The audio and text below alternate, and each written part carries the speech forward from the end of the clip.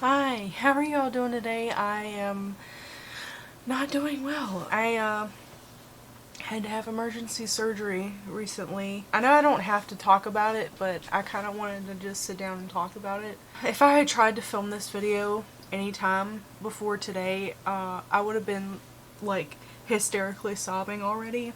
I have done like nothing but cry over the past few days because this was just like a really scary and traumatic thing. Basically, I had to have my appendix taken out, and when they went in to do the surgery, they found out that there was gangrene in there as well, which when I think of gangrene, I think of like Gang Green from like the Powerpuff Girls, like, and I had to really look up what it meant, but it's pretty serious. From what I've gathered from this, like, I could have died. It's been really hard on me. I've got a drain tube in my stomach draining out like the infection and everything right now. It all happened really fast. Let me tell you guys like what happened, like what came to this. Sunday, my daughter had like diarrhea, poor thing. She just could not stop pooping, and then later through that night into Sunday night she started vomiting. So, and my stomach was hurting really bad. It was hurting kind of like in the middle, like I felt bad, so I thought we had like food poisoning or that we were coming down with like a stomach bug. My daughter wasn't feeling well, and then she was vomiting Sunday night, so Monday morning comes, we get up and she's fine. I was feeling worse. Sunday night I could not sleep. Like the pain in my side that I felt, it just got significantly worse, and I couldn't sleep well because I couldn't roll over because it hurt so bad. I don't know, like the stomach bug, whatever I had was just worse because I couldn't throw up or go to the bathroom, so I just thought like the virus of the stomach bug was in my body and I couldn't get it out. Like that's what I thought was wrong. Throughout the day I just felt increasingly worse and worse and worse until around 3 o'clock on Monday I started vomiting.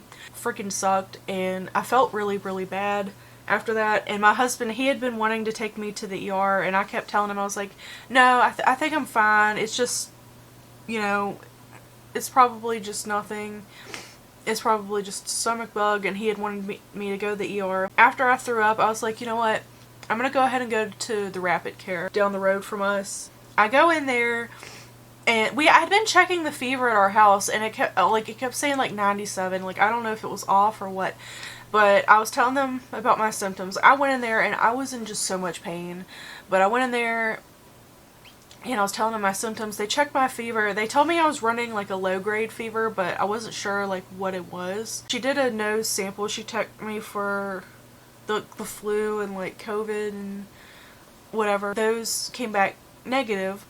So they came in the room after those came back, and she was like, your provider would like to do a urine sample because she's worried that you have a kidney infection.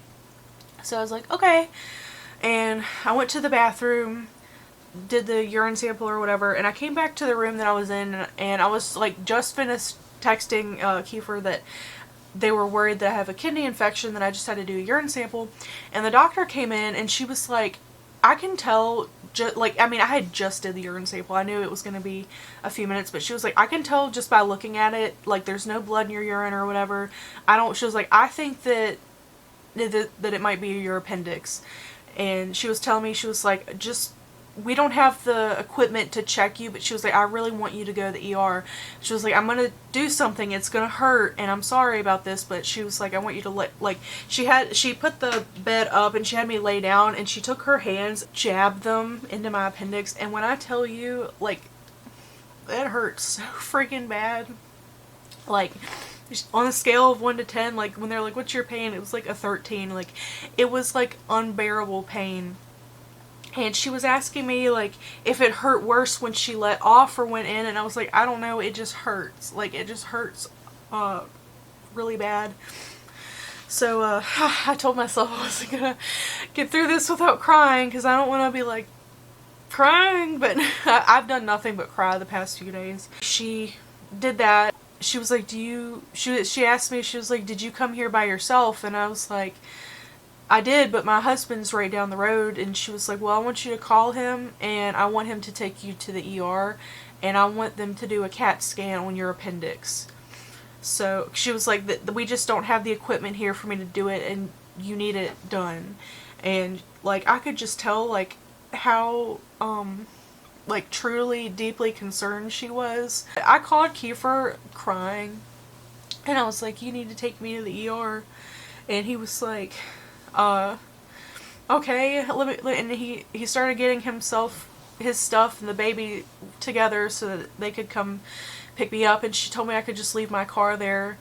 Well, I went out into the lobby. When I got there, there was like nobody waiting in the lobby, and I just got this news, and I'm scared, so I'm crying, and I go out, and I'm like crying real bad, and the freaking lobby's full of people, so they're all kind of looking at me, and I'm like, I called my mom, and I told her that I was about to go to the ER, and Kiefer got there.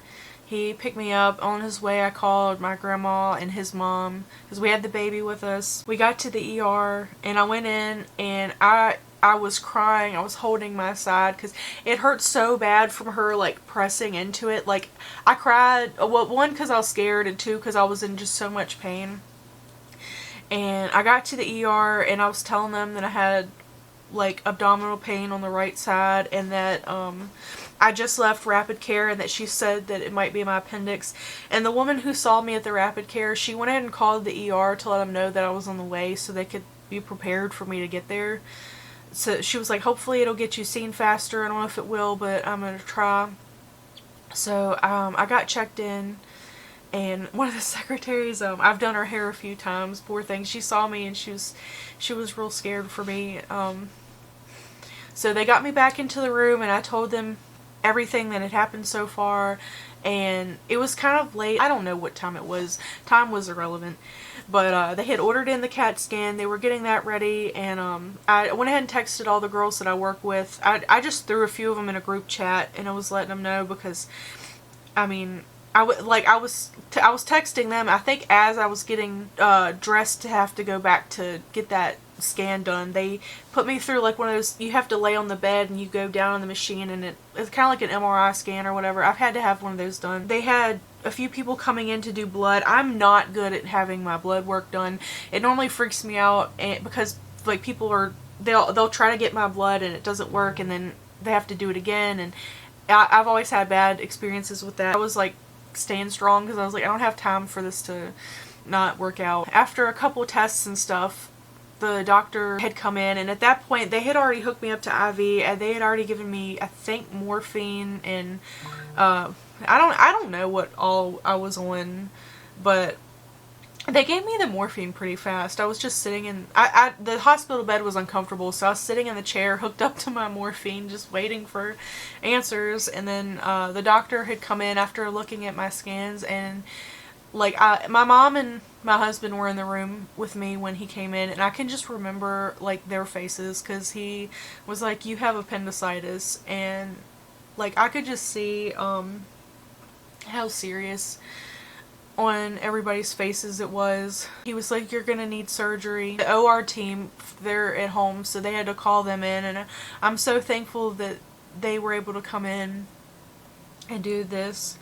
So they started getting me prepped for surgery, and I had the hospital gown on. They laid me on a bed, and they wheeled me to like this elevator, and then up in this room where the anesthesiologist and a few other people were talking to me, and I was like, what all entails with this surgery? Like, what am I gonna go through? And they were telling me, I think it's like 3 incisions on my stomach, and that I would have a mask on my face, like that I'd be under, and that's all I was worried about. I was like, I don't want to be like mentally present for this. Like, I don't want to deal with this. I think that Kiefer was in there with me while they were talking about that, and then my mom was planning on staying overnight so that he could come home and be with the baby, and my in-laws had just picked up my car. I just got my car detailed. Like, on Facebook, I'm like, oh, you know, just got my car detailed, life is great, and then, oh, here's my baby playing, and then, oh, I'm dying. Like, it all happened so freaking fast, and I'm texting one of my coworkers to keep up with, telling her what's going on, and like 1 second I think I have a stomach bug or food poisoning, and the next, like, oh, I'm having surgery. Like it all happened so fast that for the past few days I've almost had like just a trauma response, like trying to like keep up with this, because I had no time to mentally prepare for any of this. It just happened. And where I was at the hospital, our local hospital, most people have surgeries in the one that's like an hour away in the city, because it's just a bigger facility. And so I had asked if I could be taken to that hospital for my surgery, and they had told me no. And I think that they were just worried about trying to transport me, because at this point my appendix had not ruptured, and they didn't want it to. I mean, nobody wants it to, because from what I can tell, it can be life-threatening for your appendix to rupture, and it just wasn't, I guess it just wasn't worth the risk of trying to move hospitals. They just went ahead and got the OR team down there, and so anyway, I was laying on the bed, and I remember them talking to me, and she put the mask on me, and I don't remember anything after that.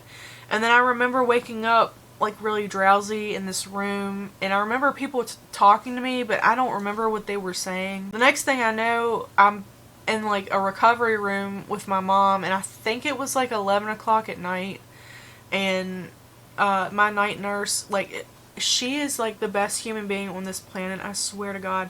She took like such good care of me, and I never even got to find out her name, but she took really good care of me.